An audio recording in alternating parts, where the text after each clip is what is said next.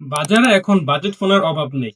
Infinix, itel, Samsung অথবা ওয়ালটন সবাই নানা ধরনের মডেল দিচ্ছে 12,000 টাকার মধ্যে।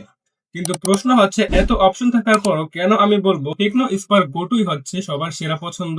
আজকের ভিডিওটা শেষ পর্যন্ত দেখলে আপনি নিজেই বুঝতে পারবেন। অন্য ফোনগুলো কাগজ কলমে ভালো হলেও তারা বাস্তব লাইফে ততটা পারফরমেন্স দিতে পারে না।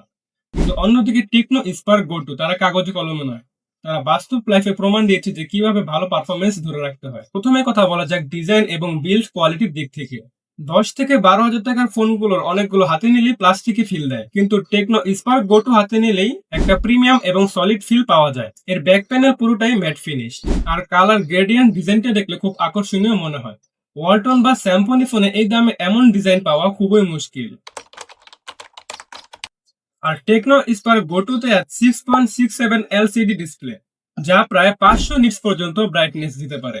মানে তীব্র আলোর নিচেও স্ক্রিন দেখা যায় খুবই অনায়াসে।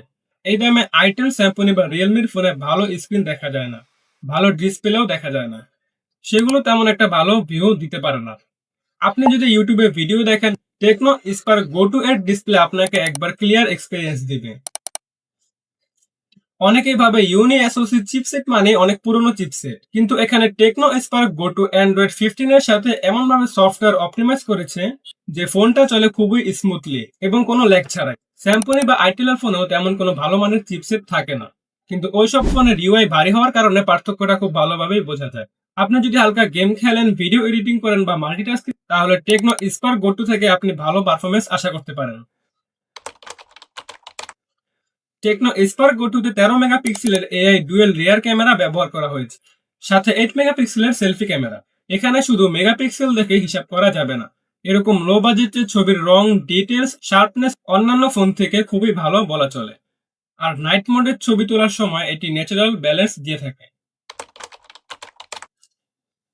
এতে রয়েছে 5000 অ্যাম্পিয়ারের ব্যাটারি, একবার চার্জ দিলে আশা করা যায় পুরো দিন মোটামুটি চলে যাবে। আপনি যদি সকালে ফোনটিকে ফুল চার্জ দিয়ে বের হন, তাহলে রাতে ঘরে ফিরেও প্রায় 30 থেকে 40% ব্যাটারি থাকবে।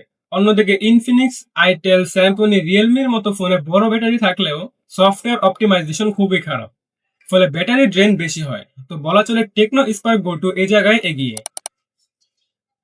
টেকনো স্পার্ক গোটু এর স্পিকার লাউড এবং খুবই ক্লিন।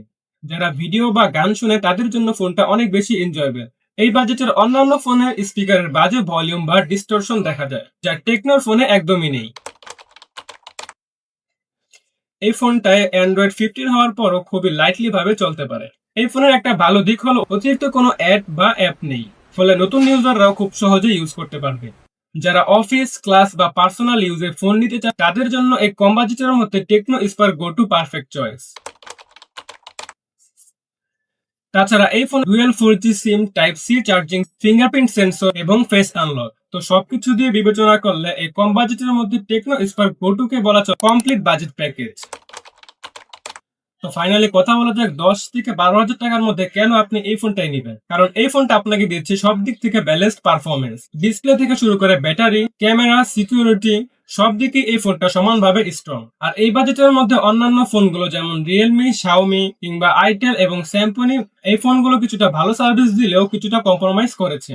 আর অন্যদিকে বলা চলে টেকনো স্পার্ক গোটু তারা সব দিক থেকে ব্যালেন্স রাখার চেষ্টা করেছে। আপনি যদি এমন ফোন চান যা কিনা দেখতে ভালো এবং কাজেও ভালো এবং আপনার বাজেটেও ফিট করে, তাহলে টেকনো স্পার্ক গোটু এর চেয়ে ভালো চয়েস বাজারে নেই।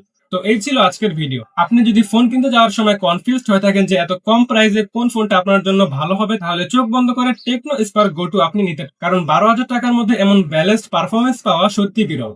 তো এই ভিডিওটি নিয়ে আপনার মতামত অবশ্যই কমেন্টে জানান। আর বর্তমানে আপনি এখন কোন ফোনটা ব্যবহার করছেন এটাও কমেন্টে জানান। আর ভিডিওটি ভালো লাগলে অবশ্যই লাইক, শেয়ার, সাবস্ক্রাইব করতে ভুলবেন না। কারণ এর পরের ভিডিওটি আসছে বাজেটের মধ্যে সবচেয়ে পাওয়ারফুল ফোন কম্পারিজন। তো দেখা হবে অন্য কোনো ভিডিওতে। আল্লাহ হাফেজ।